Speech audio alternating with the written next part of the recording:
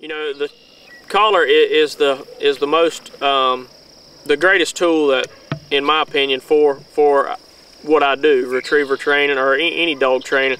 You need to teach the dog first and let the dog understand what he's asked to do before you apply the collar. But after you get the collar on him and you start teaching him, it's the best tool there is. I'll show you and tell you a little bit with Shooter here. Heel, sit, sit. If I had the collar on Shooter here, we would use light stimulation just to be nicking his neck until he does the command. So if we're walking, heel, heel, heel, heel, sit.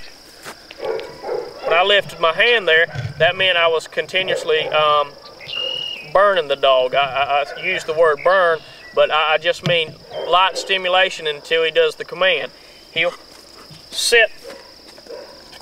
As soon as he does the command, I let off.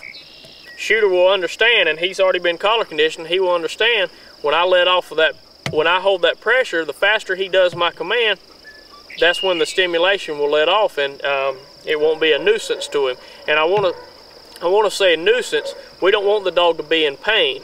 And this command goes just like with here. Sit, sit, sit. Here, heel, sit. I would have burnt Shooter until he started making good momentum back to me. That's when I had my hand lifted. That's when I would be burning. Sit, sit. Here, heel, heel, sit, and heel, heel, sit.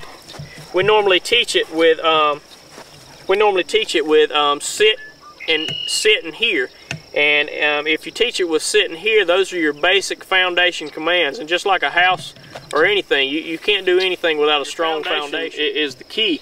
If you have a dog that will sit and come when you say here, you could hunt with the dog.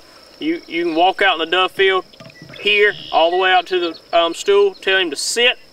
If you got a firm, hard sit, they can shoot birds all around you. If he has a firm, hard sit, he won't leave you. You shoot your bird down, he goes out and picks it up. You say here, no matter what all's going on around him, distractions, other people knocking down birds, other dogs in the field. If you say here, no matter what, 110%, if he's been taught through attrition and it's been black and white, and then you come back and enforce it with the e-collar, when you tell him here, he will come back to you. So your foundation is key, and just like I said, with our basic obedience program, I want my clients, when they leave with that 3-month program, that they can walk down Main Street with their dog at heel, and if they tell it to sit and walk across the street, get them a cup of coffee and come back, the dog will be sitting there. And that all goes back to your foundation. Whether you're trying to train a master national hunter, a grand hunting retriever champion, a field champion, whatever, your foundation should be the same on that obedience dog or any of those others.